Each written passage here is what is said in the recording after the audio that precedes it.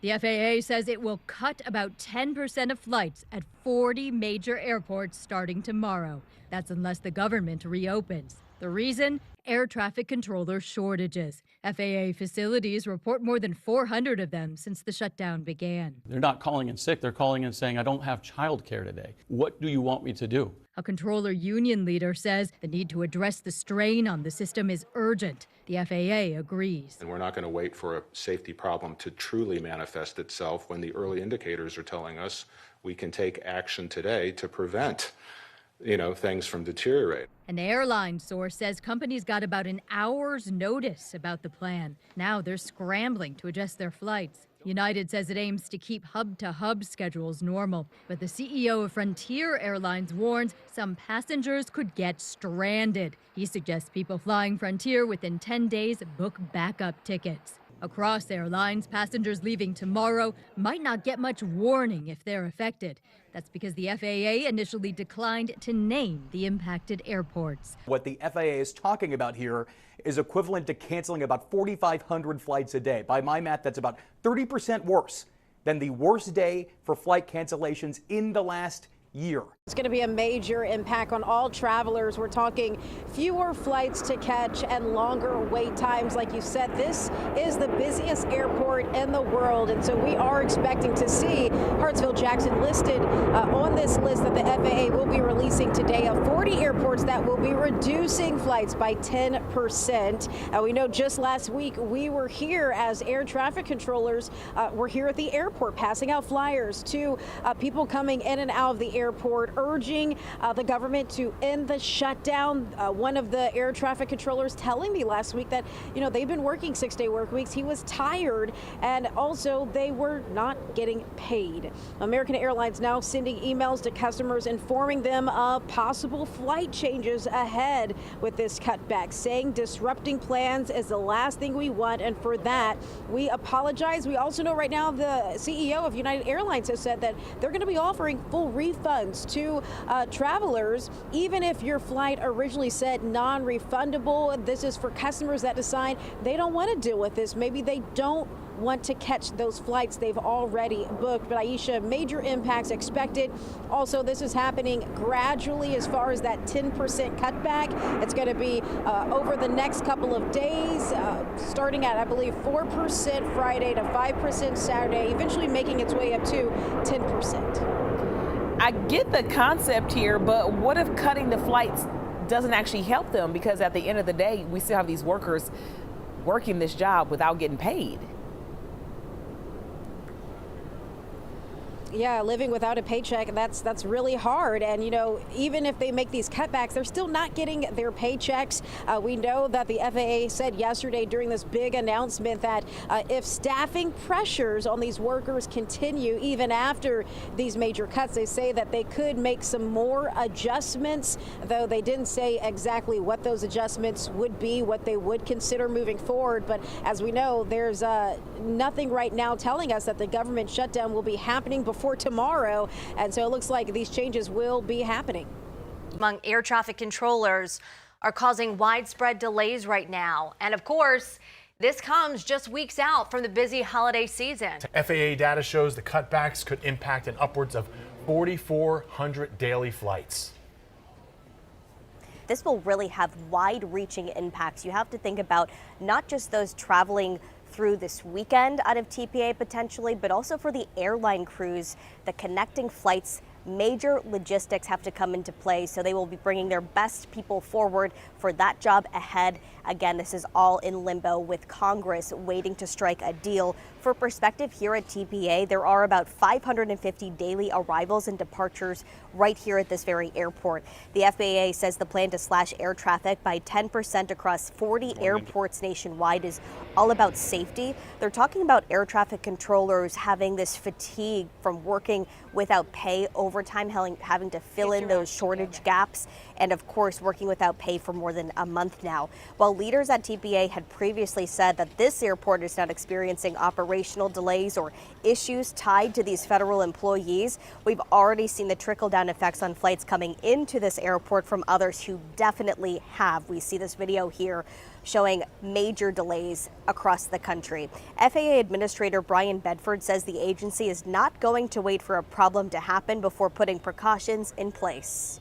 When we see pressures building in these 40 markets, we just can't ignore it, and we're not going to wait for a safety problem to truly manifest itself when the early indicators are telling us we can take action today to prevent, things from deteriorating. Now again, TPA is on that proposed list of 40 airports across the country that will see 10% of all air traffic control canceled for now.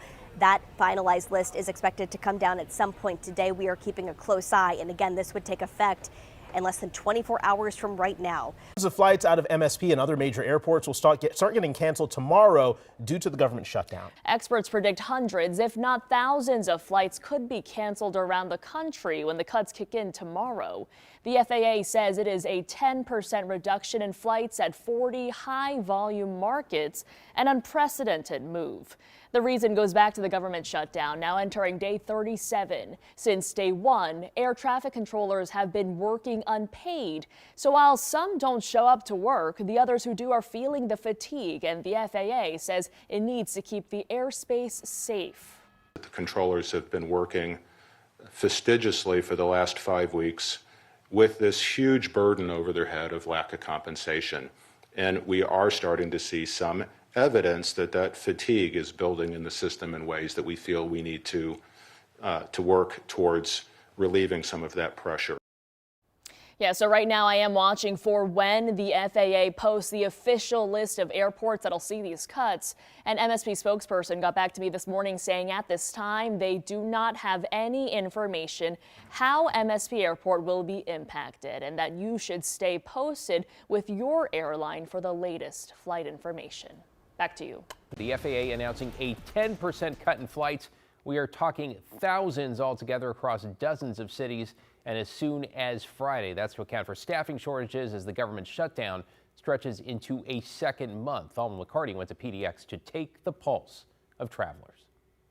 At PDX Wednesday night, we saw on-time departures and really little to no lines, just smooth sailing through the airport. But come Friday, there could be possible disruptions here and across the country. Hectic travel hubs on the horizon. This whole thing is just it's a little worrisome because we're trying to get business done like everyone else. Another ripple effect from the ongoing government shutdown. I mean, it's just going to disrupt a lot. A lot of flights likely to be canceled as the FAA reduces air traffic by 10% across 40 high-volume markets. We are concerned about that, but we had to have a gut check of what is our job. Is it to make sure there's minimal delays or minimal cancellations, or is our job to make sure we make the hard decisions to continue to keep the airspace safe? This call comes as air traffic controllers, the majority of whom work 6 days mandatory overtime per week and unpaid over the last month, have dealt with staffing shortages, some calling out, leading to flight delays. Some travelers at PDX can understand why. And I would have to say that if I were employed as either of those, I probably wouldn't have a job because I probably wouldn't show up, because if I haven't been able to feed my family for over a month, then I need to find a job that I can work. If I was an air traffic controller right now and I hadn't been paid in a month, I'd probably be looking for something else to do as well. It's not clear yet if PDX will be among the airports directly impacted by the reduction. Airlines like Alaska are calling for an end to the shutdown and report they're in talks with the FAA and are awaiting further guidance. Folks at the airport awaiting that guidance as well. We just landed in Portland and we're supposed to leave Saturday. So are we going to get out of here? I don't know. We're expecting that list of the 40 high-volume markets from the FAA at some point. By the way, there's still no word of a deal tonight to end the shutdown. Democratic leaders in Congress are calling on President Trump to negotiate with them to find a way to reopen the government. Meanwhile, the president met with Republicans at the White House this morning and said the shutdown was partially to blame for yesterday's poor election showing for the GOP. But the president also insisted that, meaning the shutdown, is the Democrats' fault, and they're not getting enough of the blame. Do not believe I was unattended. We have non-perishable food items, pet food, baby supplies. All collected over the last 2 days. We put a plan together at the end of last week. A plan to help feed federal aviation workers still on the job, unpaid. We know that affording the everyday expenses of life and even just getting to the airport will be more and more challenging for the 1,800 or so federal workers who work at DEN. On Wednesday, the airport sent a request to the Federal Aviation Administration asking whether airport revenue could be used to pay air traffic controllers. They're also looking to be reimbursed by the federal government for covering those wages once the shutdown is over. We reached out to the FAA but haven't heard back. It's a challenging time, you know, this food pantry is an expression of our gratitude and support for federal workers. They're also accepting monetary donations and gift cards you can drop off at the airport. Right now, it's other airport employees who've been stocking these shelves. The hope is that by appealing to the public, they'll stay stocked for as long as it's needed. For their commitment to this airport and to our operations, and to help make this difficult moment hopefully a little more bearable. So to recap, non-perishable food, toiletries, it's all being collected by the airport. They tell us that they are looking to keep this pantry open throughout the duration of this shutdown. The U.S. Senate is set to reconvene tomorrow during what is now the longest government shutdown in U.S. history. And at this point, with no indication of an end to the shutdown, the Transportation Department is having to reduce air traffic by 10% starting Friday. That's because so many airport workers who aren't getting paid are having to find work somewhere else, leading to major staffing issues. TSA shortages have caused long lines here. Not tonight, though, but tomorrow. Bush Airport tells us that they expect the lines to be anywhere from 60 to 75 minutes here. And at Hobby Airport, the wait times could be anywhere from 30 to 45 minutes. So be sure to arrive early. But now what we could see is, because of air traffic control shortages, we could see some flight cancellations. Now, it's still unclear what exactly that will mean for every airport or what airlines will be cutting those flights. But the FAA Administrator Brian Bedford and the Transportation Secretary Shan Duffy, and after a planning meeting today with airline leaders, they're trying to figure out how to best reduce those flights in what they consider the 40th busy travel markets. They say it's crucial to get ahead of the staffing issues now because unpaid workers are facing mounting pressure to pay their bills. They need to put food on the table, gas in the car, pay their bills. By the way, I do not want them to take side jobs. I want them to show up for work. We have asked them to show up for work, but I'm not naive to understand that they're trying to figure out how they meet their daily obligations. We're trying to lean into the fact that when we see pressures building in these 40 markets, we just can't ignore it, and we're not going to wait for a safety problem to truly manifest itself when the early indicators are telling us we can take action today to prevent, things from deteriorating. The FAA says this is unprecedented, and the airlines are scrambling right now to try to make plans for Friday when these cancellations again will take in effect.